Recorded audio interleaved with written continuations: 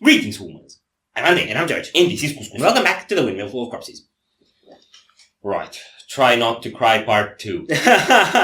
Okay, so the reason he said that is because on the first single that this band released from this album that they're releasing in March, it was really hard not to cry. It was really hard not to cry, yeah. And the second one is called Funeral Rites, and that's because it's about funeral rites, and that doesn't exactly make it very likely that it will be very easy not to cry in this situation too. But we will do our best, because we're men. Toxic masculinity for the win. Yes. I mean, no. Do. Oof.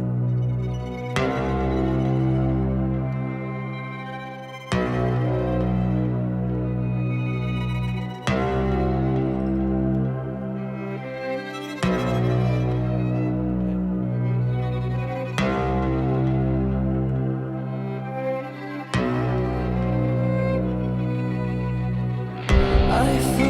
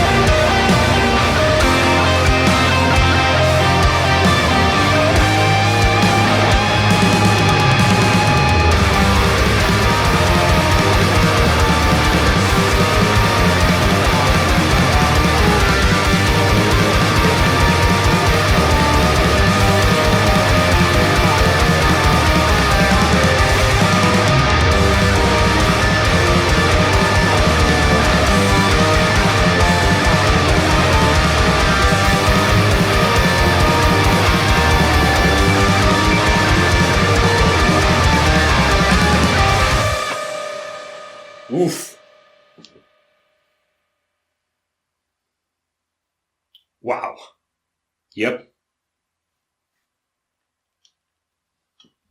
This is quickly becoming one of my favorite black metal acts out there. Uh-huh.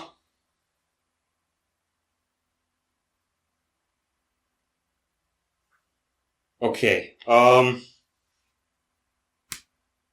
More doom. Yeah, closest to typical doom. It's exactly where I was going to. Closest to typical doom from the things I've heard from them, but not quite doom. No, it's, you know how you have death doom bands? This is more like black doom in the same manner. Like it has that sort of 50-50 ratio and connects the two quite coherently. Yeah. And it has sound quality, which you're not supposed to have in black metal, but it does have it, and it still sounds very much black metal. And I'm good with that. Man, it's really thrown me off.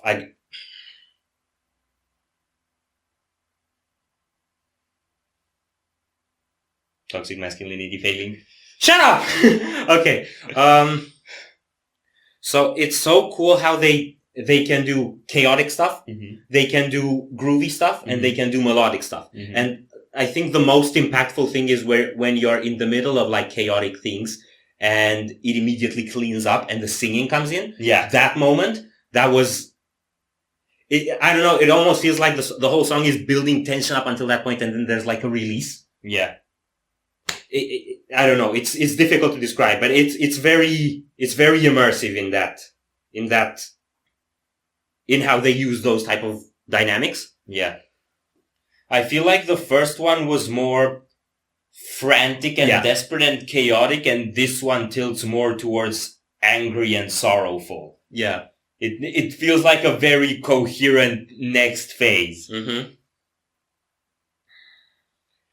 And then there's this like weeping, mourning sort of tone in the guitar leads and also in the clean vocals. It mixes melody really well in all the weight. Yeah. Okay, so from what I read, it's written about the loss of the guitarist's mother. Oh. Years back. I don't remember exactly when. I was reading an interview a few weeks back, so I don't know if I remember this for certain correctly, but we were saying in the previous reaction and we were tiptoeing around because we didn't know if it's the case. If it's a personal story, it's a personal story. And the other one was in Greek and I didn't translate the lyrics to see what they were about, but I could catch a bit here. And I wouldn't know whether she's writing the lyrics because she's the singer or because it's his story, whether he ended up writing lyrics. But you had like the imagery with the people holding the...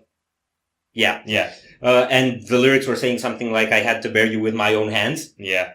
And it's called Funeral Rites. So it's like about all the things that you have to go through when you lose someone, when you're in that state of grief. Yeah. But you have to function because you have to deal with a logistic disaster and make everything run. Yeah. So that's a brutal challenge. Yeah. And I think when you see stories of death and grieving, they kind of prepare you to nothing can really prepare you, but they kind of warn you about what it would be like emotionally. I don't think people get warned enough about how much you'll have to be a functioning running machine when you lose someone and you have to be functional in that state, right? Yeah. And that makes a lot of sense in the song because it's grief, it's weight, is the doom metal, and then you gotta run. Yeah. And then it starts blasting, right? And then it's some more grief and some more sorrow, and then you run again. Yeah. Oof. I think having to coordinate yourself and be active and present when in a state of distress or grief or something like that must be one of the most exhausting things ever. And arguably also be a rock for those around you because you're not the only one who suffered a loss. Yeah. So, oof. And I think this song comes right before Mitara on the album. So it does feel a bit like in this one you're keeping your composure and then the next one's frantic because it's like after everything's done and you're alone in your room. I would have thought they're the other way around, like Mitera is... No, they're... Yeah. I'm really curious how this will play out as the full album and the full concept, but both singles were spectacular. Both just in terms of songwriting and production quality and videos and delivery and everything, but also in their meaning and story and how it comes across. Yeah. So, yeah. No quippy jokes this time around. Are we done here? No.